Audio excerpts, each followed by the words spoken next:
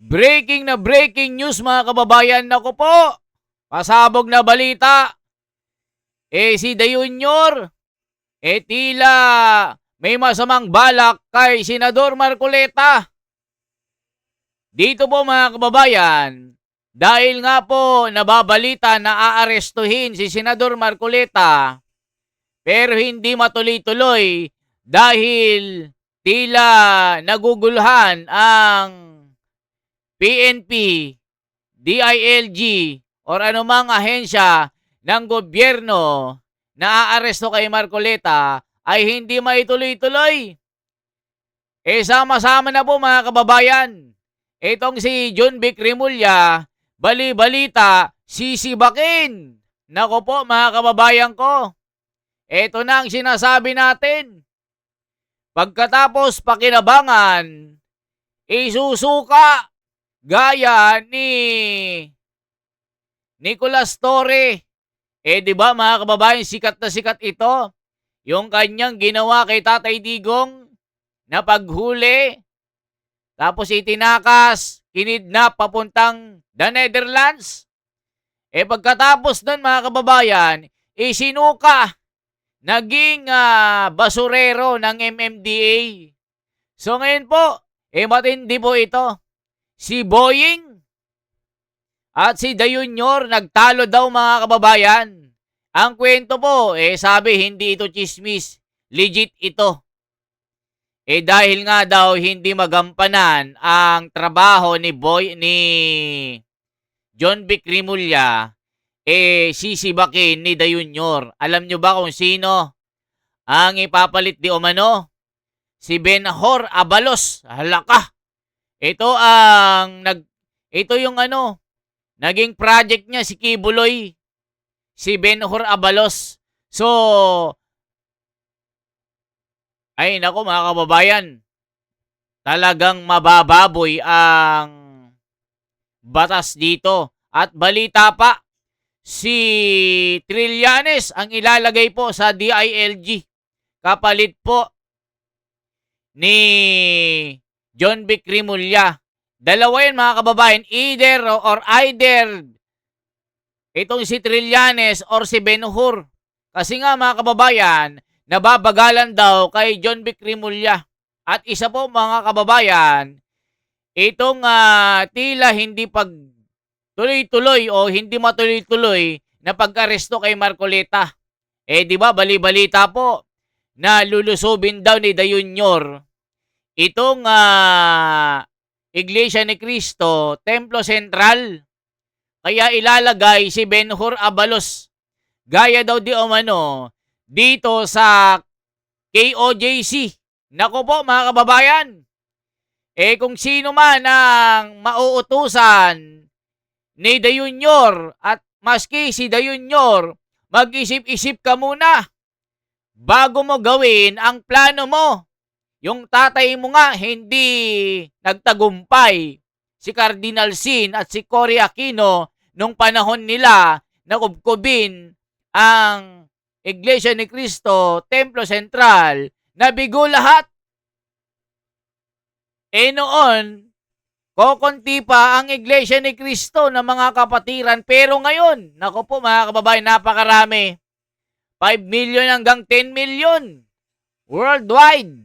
At hindi papayag ang kapatiran na babastusin nyo at wawalang hiyain nyo ang Templo Central na tinuturing na isang banal na lugar at ito ay tinuturing na bahay ng Diyos.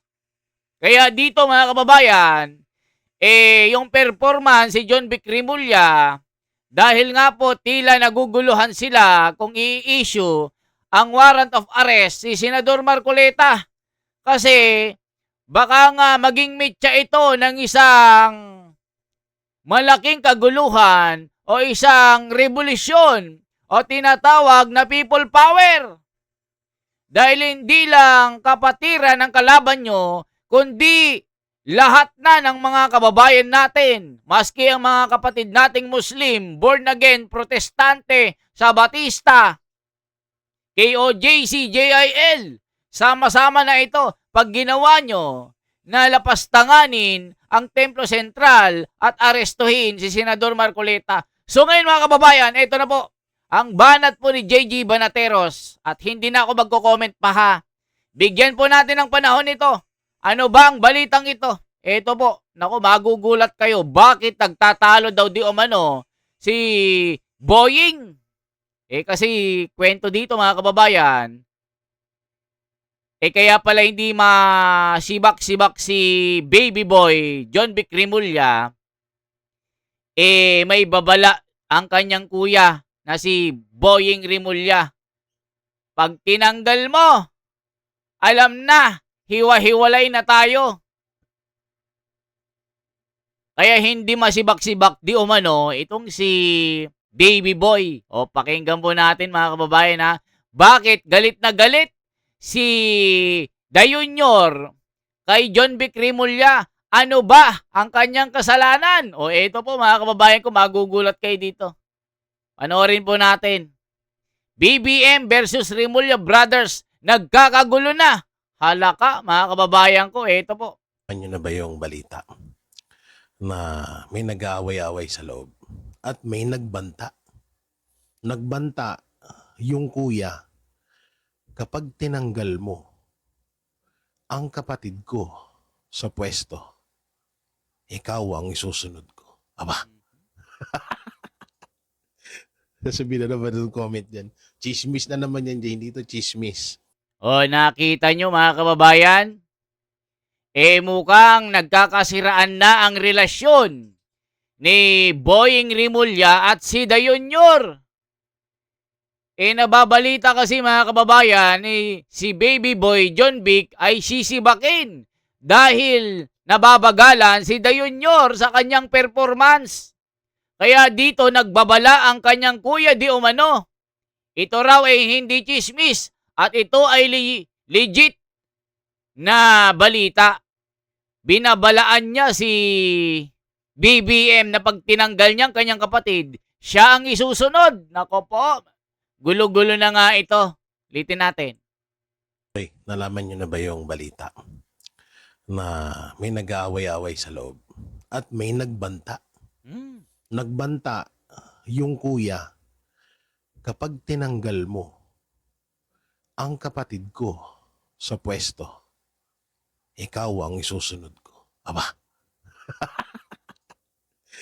Sasabihin na naman yung comment dyan. Chismis na naman yan dyan. Hindi ito chismis. Diba? Hindi ito chismis. Sa totoosin, may video nga dyan eh. Mamaya, ipapakita ko sa inyo.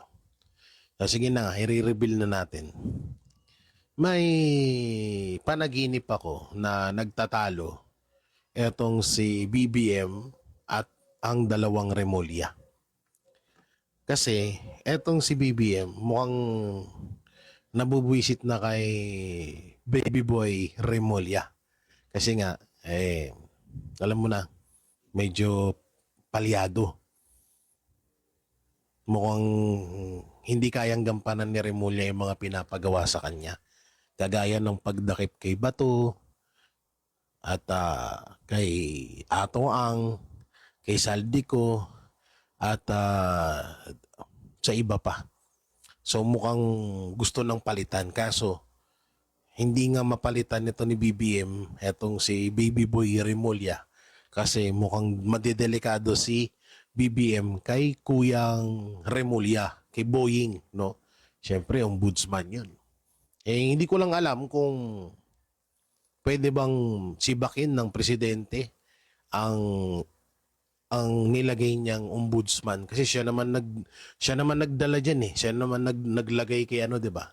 Siya naman yung naglagay kay Boying Rimulya diyan sa pagiging ombudsman. So ngayon, ang nakakatawa dito, sila na mismo yung nagtutukan at mukhang ibabalik si Benhur Abalos kapalit ni baby boy Rimulya, no? Alam niyo ba kung bakit baby boy tawag ko kay John Vic? Kasi baby boy siya ni Ma'am Shitars. Hindi kasi diba, bata si John Vic kesa kay Boying, kaya baby boy.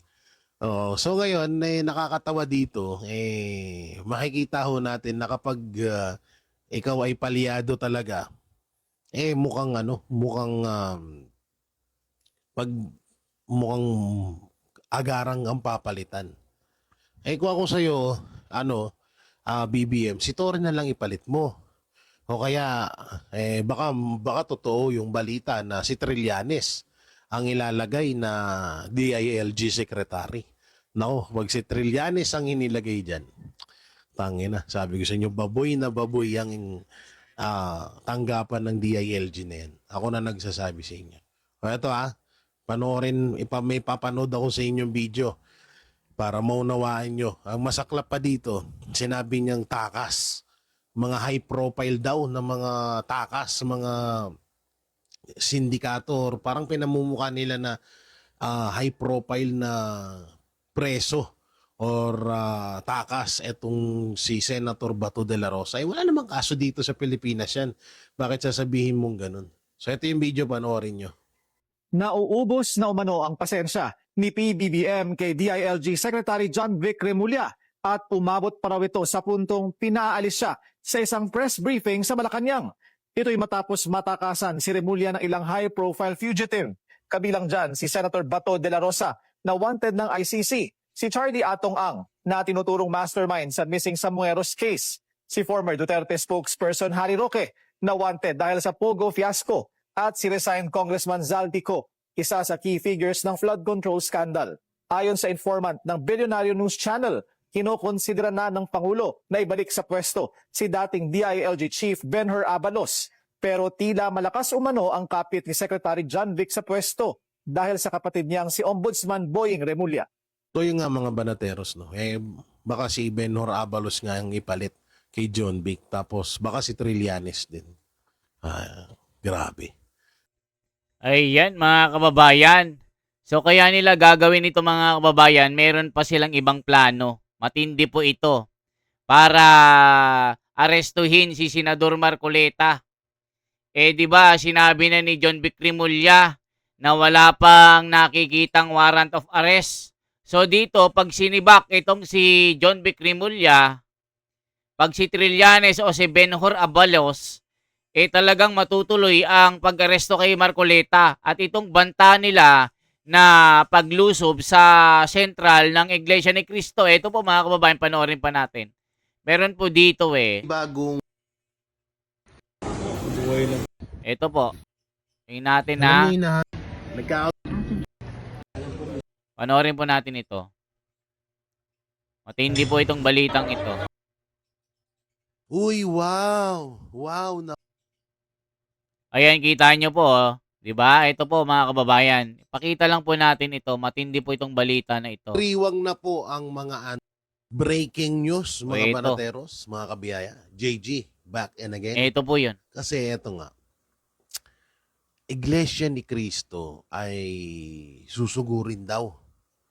Or parang kung ano yung ginawa sa KOJC noon ay gagawin sa iglesia. Hindi ko lang alam kung totoo tong balita na to, pero ito ay bali-balita pa lamang. Hindi ko rin alam kung anong dahilan bakit gagawin ito sa iglesia. Napaisip lang ako na hindi kaya dahil kay Marcoleta kaya gagawin ito sa iglesia. Dahil parang kamakailan lang may mga nababalitaan tayo na hindi mababaan ng warrant of arrest si Marcoleta dahil sa protection or dahil natatakot sila sa Iglesia ni Cristo. 'Di ba? Kahit naman din naman sino, matatakot ka. Kitang-kita naman natin yung mga nagdaang rally, 'di ba? Ang daming pumunta. Ang daming talagang kapag sinabi ng iglesia na magtipon-tipon sila at may gagawin silang pag-uusap, dumadagsa talaga ang kanilang mga miyembro. At sa totoo nga lang, isa ang iglesia ni Cristo sa mga relihiyon na maaaring magtuldok or tumuldok sa nangyayaring gusot dito sa ating gobyerno. No?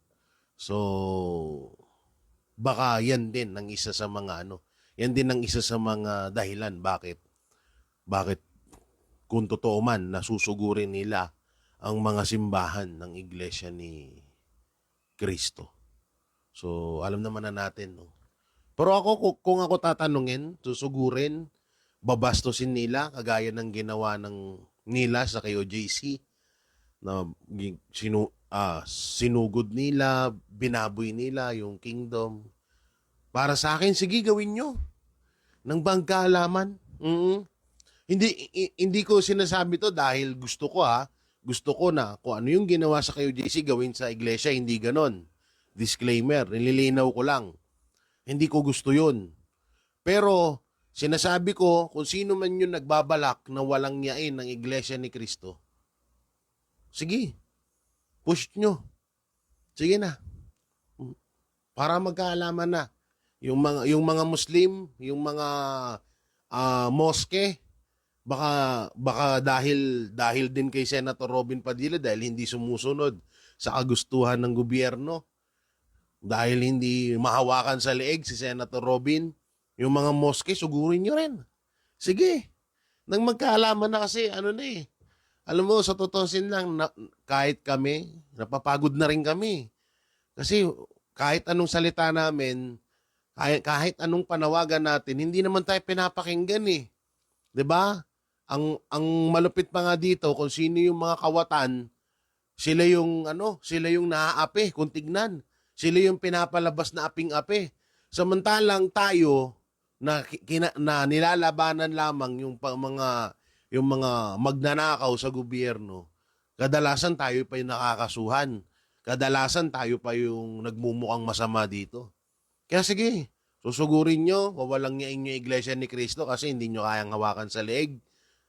Sugurin nyo, gawin nyo na para matapos na to, para kung sakali talaga na ganyan ang gagawin nyo, para matapos na to, magkaalaman na. At malamang sa malamang, hindi ahayaan ng iglesia ni Cristo na walang yain nyo sila.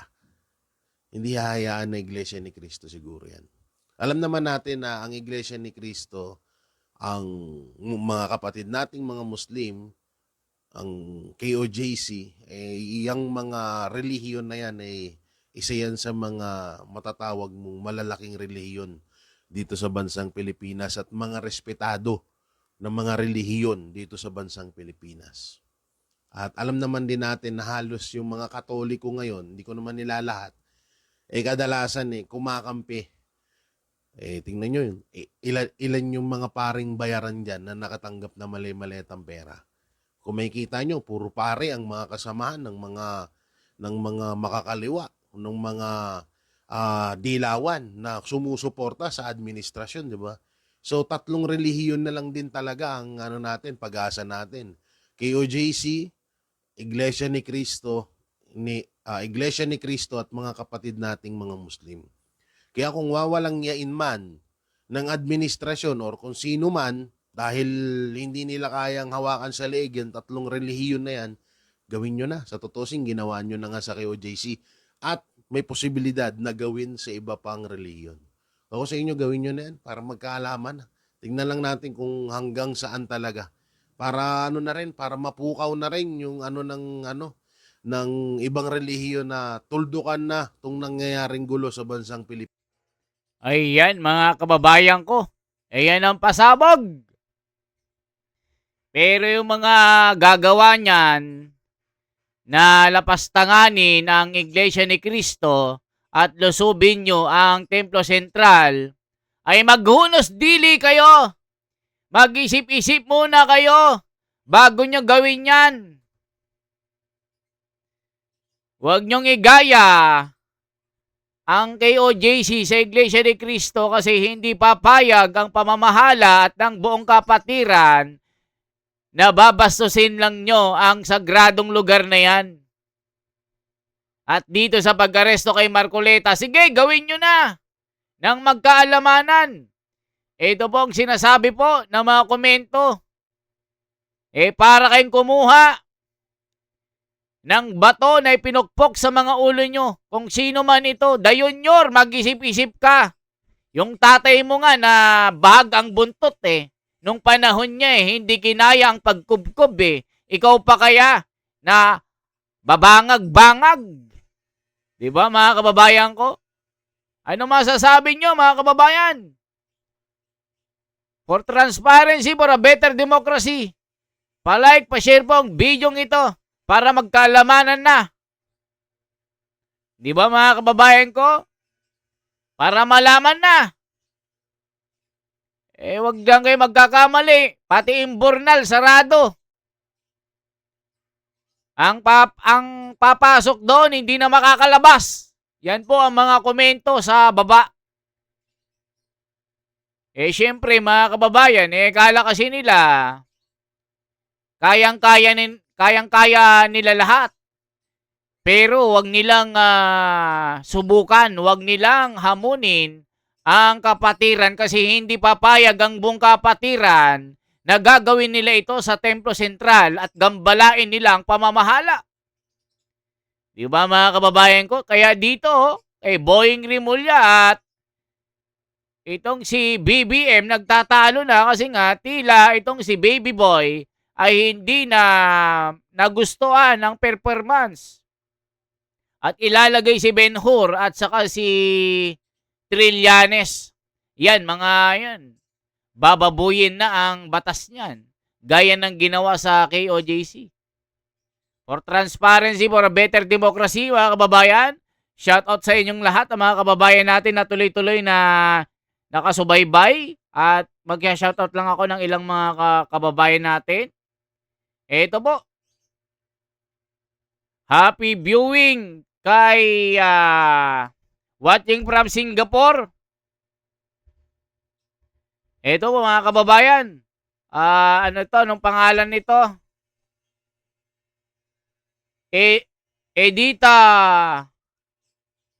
Edina Etersol. Ayan, watching from Singapore. Shout out po. Kababayan, mabuhay po kayo. Salamat sa inyong suporta. Hi bro, watching from Tokyo. Jose Madalo, watching from Davao del Norte. Gaspar Beltran from Cebu City. Mabuhay po kayo, mga kababayan at kapatiran. Sa inyong suporta ay lubos po ako nagpapasalamat. At kung matuloy po ang higanting rally, magkita-kita po tayo dyan. Isa po ako sa sasama. Hudyat na lang ang kailangan po. At sama-sama po tayo para suportahan. Ipaglaban natin ang katwiran at katotohanan. Suportahan natin si Senador Marcoleta. Mabuhay po at i-like, i-share po ang video ito para po umabot po sa iba't ibang panig ng daigdig. Mga kababayan at mga kapatiran, salamat po.